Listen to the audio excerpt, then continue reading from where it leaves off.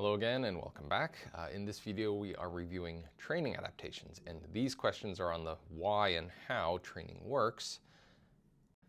Again, trying to get you to go beyond simple memorization. So we're going to go from hormonal control during exercise, as you can see here, to things like mitochondrial signaling, PGC1A alpha, and things like that. These questions hopefully are going to test your connections between physiology, training adaptations, and performance, which is how you should be thinking for exams and real-world applications. Based off some of the feedback, the last few question sets were pretty low on the pyramid, so this time you'll see that most of the questions this round are 3s and 4s, a little higher up. But they are done in a way that you should be able to answer them. I tried to structure the class so that you can draw those connections. So again, if they seem too easy, it just means that you've learned the material, and way to go. So let's get started. Question 1. Why does endurance training lower resting and submaximal heart rate? Is it A, reduced catecholamine sensitivity, B, increased parasympathetic tone, C, decreased blood volume, D, reduced stroke volume, or E, increased peripheral resistance? And this answer is B, increased parasympathetic tone, right? Endurance training enhances your vagal tone, which reduces your heart rate both at rest and at least during submaximal workloads. It's really good to have a healthy, functioning vagus nerve. So this one goes a little bit beyond the understand and into applying this to a situation. All right, question 2. Which statement best describes the concept of athlete's heart? Is it A, pathologic hypertrophy, B, reduced ventricular compliance, C, training-induced structural and functional remodeling, D, increased arrhythmia risk, or E, reduced stroke volume? This is another one that starts out at just basically understanding the material but going up to analyze. And this one is C, training-induced structural remodeling. The athlete's heart, reflects, benign adaptations, but changes in cardiac remodeling that come from training, and it actually enhances performance, not leads to pathology. So this one takes you from the understand all the way up to the analyze level. Question 3, what training principle best explains why a cyclist benefits more from cycling than swimming? This hopefully is straightforward, even though technically it's a level 3 apply question. Is it overload, reversibility, specificity, individual training differences, or tapering? And the answer, of course, is specificity. Physiological adaptations are specific to the muscles and those movement patterns and the metabolic demands trained, which is why you should train what you race. Question 4, which hormone's chronic elevation would most directly oppose muscle hypertrophy? Technically, this is an analyze question. You have to think about each hormone and what it does and apply it in the situation of the case here, opposing muscle hypertrophy.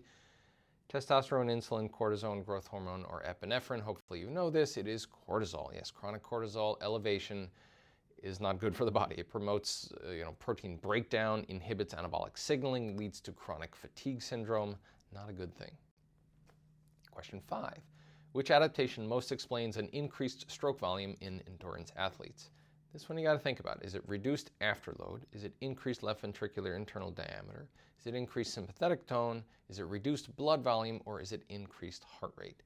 And this one's your LVID. You're increasing your left ventricular internal diameter. So endurance training increases your left ventricular chamber size, which allows a greater end diastolic volume and therefore your stroke volume. All right, a bit of a callback. Remember the AVO2 difference? Well, which factor most expands the AVO2 difference during graded exercise after training? Is it A, increased arterial O2 sat, B, increased capillary density, C, increased cardiac output, D, increased pulmonary diffusion, or E, decreased hemoglobin affinity? Think about this one before you answer. And it is actually B, the capillary density, so that greater capillary density improves that oxygen extraction down at the muscle level. If it was increased arterial O2 sat, that'll be good, but that's a pulmonary adaptation. If it's increased cardiac output, that's great too, but that's a cardiac adaptation. If it's increased pulmonary diffusion, again, a pulmonary adaptation. And if it's decreased hemoglobin affinity, while it would help, that would not be a training adaptation. So it's good to pick apart the question and the options to make sure you know what the question's looking for. Question 7, I love PGC1 alpha. It's really cool. Which signaling molecule directly links muscle contraction to PGC1 alpha activation? There are a lot of things that can activate PGC1 alpha. So think about this. Is it insulin, cortisol, calcium, glucagon, or lactate? And the answer here is calcium, right? So the calcium acts as an intracellular signal that couples contraction to the mitochondrial biogenesis via PGC1 alpha. There's a great picture. There's many of them out there, but this is just one of them showing how calcium, among other things, reactive oxygen species, nitrogen oxide, AMP and AMPK, all lead to that downstream PGC1 alpha activation. Question 8. Why does endurance training improve regional blood flow distribution? Is it A, uniform vasodilation, B, increased cardiac output alone, C, improved local metabolic control, D, reduced sympathetic tone globally, or E, increased arterial stiffness? And this answer is C, local metabolic control. So the training effect enhances your local metabolic signaling in those muscles, directing blood flow to those active tissues. That local metabolic control involves the release of a lot of substances like CO2, H+, adenosine, nitric oxide from those working muscles that cause vasodilation, which is what you need so badly when you are exercising. Question 9. Which adaptation most directly explains why trained athletes rely less on carbohydrate at a given workload? Is it A, reduced catecholamine release, B, increased fat oxidation capacity, C, increased insulin secretion, D, reduced muscle blood flow, or E, lower mitochondrial density? And this one's B, increased fat oxidation capacity.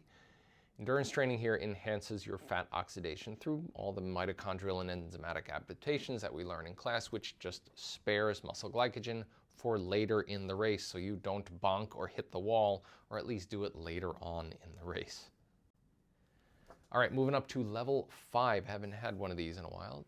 Question 10, why does tapering improve performance despite reduced training volume? Is it increased muscle damage, reduced glycogen storage, enhanced recovery with preserved adaptations, increased cortical sensitivity, or reduced mitochondrial content? The way I kind of worded these hopefully led you to the answer. It's enhanced recovery, preserving the training adaptations, right? That's the whole balance. Tapering balances your recovery and fitness. It reduces fatigue while maintaining those physiological adaptations that you need and allows you to peak right before your race. That's it for today. I'll see you in the next one.